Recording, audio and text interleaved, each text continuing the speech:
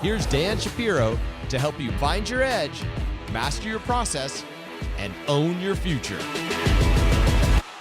Hey guys, good evening everybody. Welcome to another edition of the actionsoftrade.com nightly wrap-up show. Happy Monday everybody. Hope everybody survived a pretty intense snowstorm. I think we have about 13, 14 inches here where I live. So hopefully you guys are maintaining, held up, got mentally out of it, and hopefully we could get back to normalcy very, very shortly. I know a lot of people lost power and all that good stuff, well, bad stuff. So hopefully everybody is recovering and back to full strength very, very shortly. So let's talk about the action very, very quickly. As always, all I ask is if you can be so kind, take a moment out, click that like button, support the channel.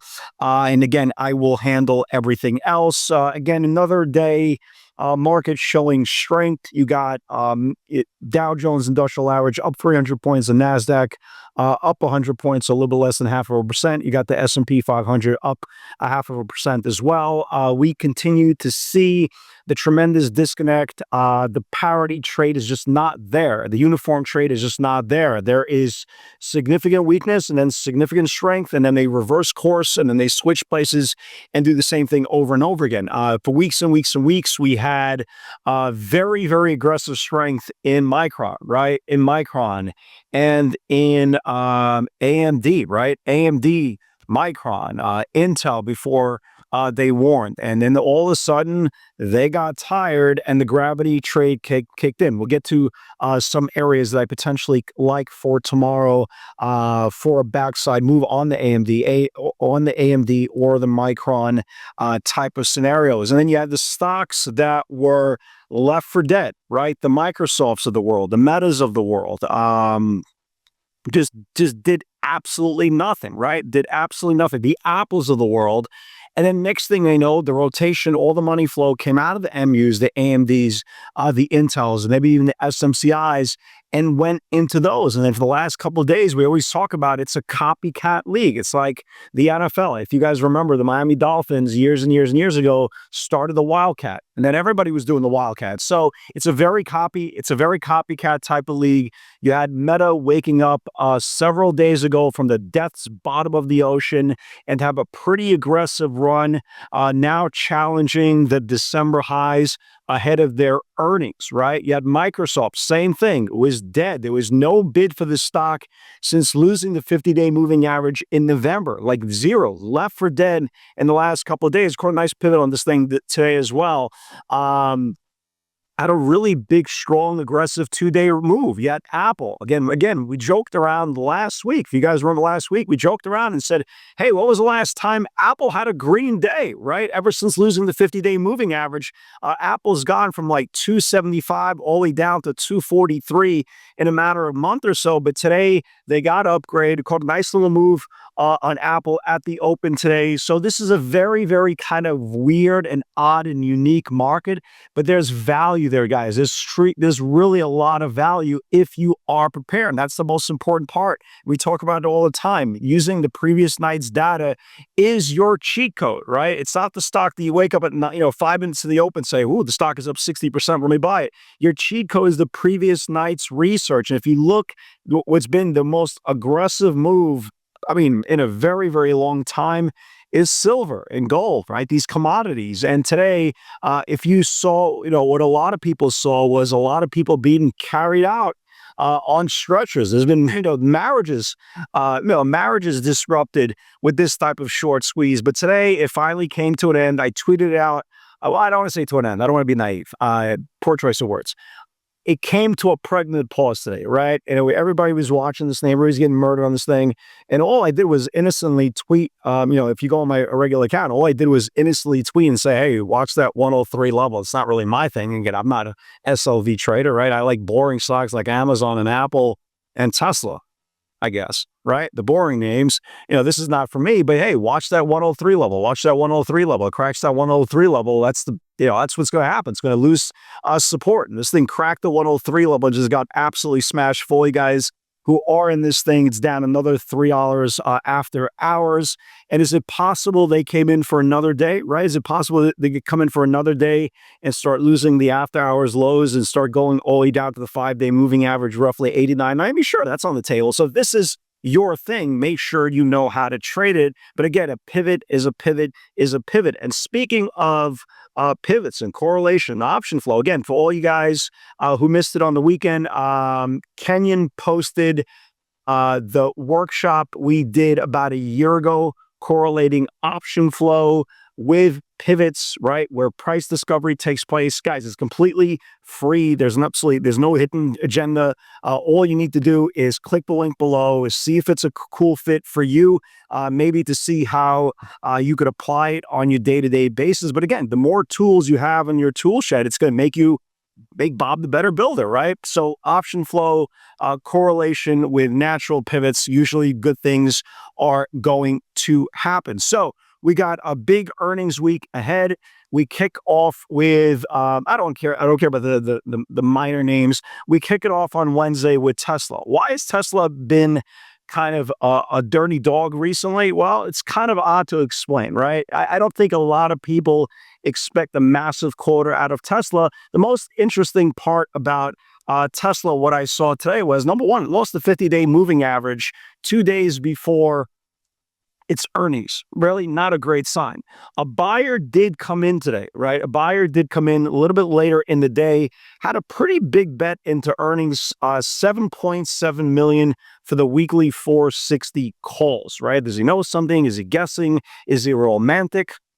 Time will tell. But I really didn't like how easy Tesla gave up the 50-day moving average. Maybe it's something, maybe it's nothing. But again, something to really pay attention to. Let's talk about some charts, right? Let me give you guys some charts that I do like, on the long side, that I do like on the short side. So let's talk about it as well. Again, Meta, Microsoft, off the dead, right? Off the mattress, off the floor, off the graveyard, had a multiple day run coming off the bottom. Keep an eye on Apple tomorrow for a potential day 2 run. It closed above the 10-day moving average. Let's see if you can confirm the 10-day. Gave us, I think, a pretty good move this morning. Let's see if it has a second day run. If you look at Meta and you look at Microsoft, they're kind of like carbon copies of the Apple setups. You had your day 1, right? You had your day 1.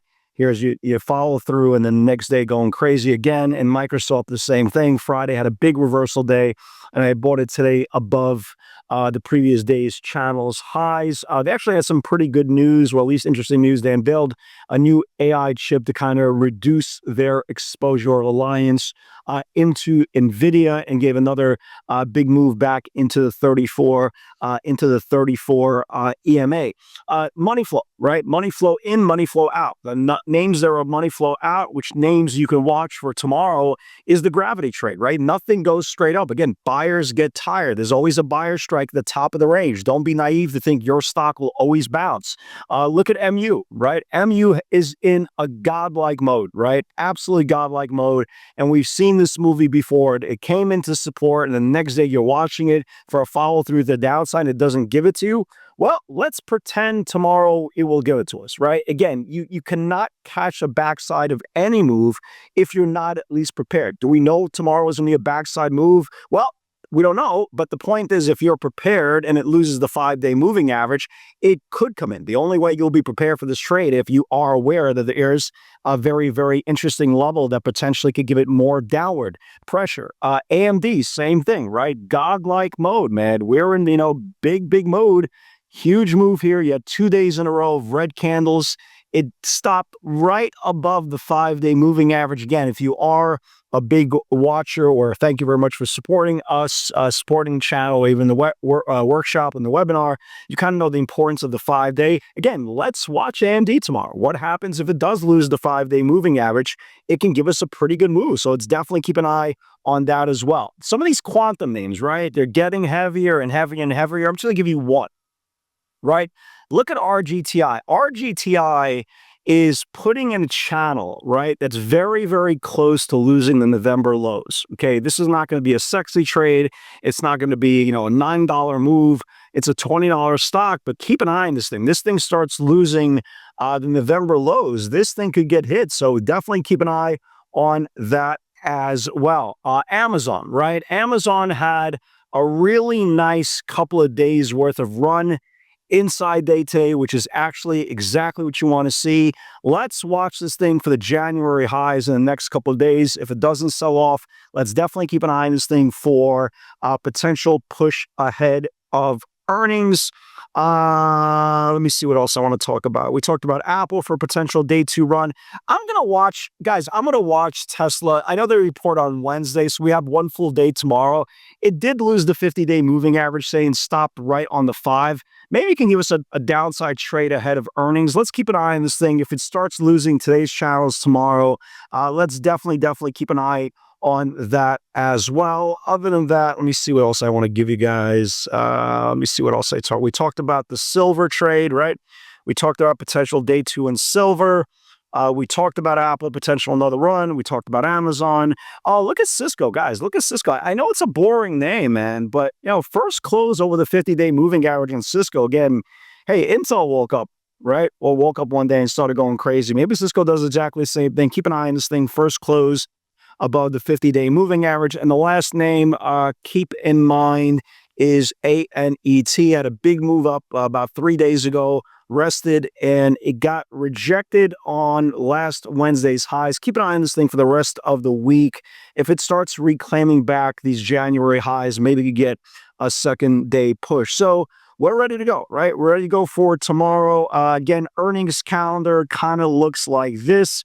Tomorrow you have Boeing in the morning. It's going to set the tone. Also United Healthcare, UPS. You got a lot of down names. You got Texas Instruments reporting tomorrow night. Why is that important? It could affect MU, could affect AMD on the storage trade. So keep an eye on that. Seagate also reporting the same group as well. And Wednesday's the big one. Wednesday night, we got Microsoft, we got Meta, we got Tesla, we got Starbucks, right? We got IBM. We got ServiceNow, we got Lam Research, Las Vegas Sands, big scoreboard on Wednesday. And then Friday, we got SanDisk, had a monster massive run. Let's see if it's already priced into the shares. You got Apple, who just woke up from the dead, maybe gives a little bit of more juice. You got Visa, you got Caterpillar, you got MasterCard, and you got everything else under the suns. And this is why earnings season is a very, very busy time. News and their numbers on the surface is not as important as the market's reaction.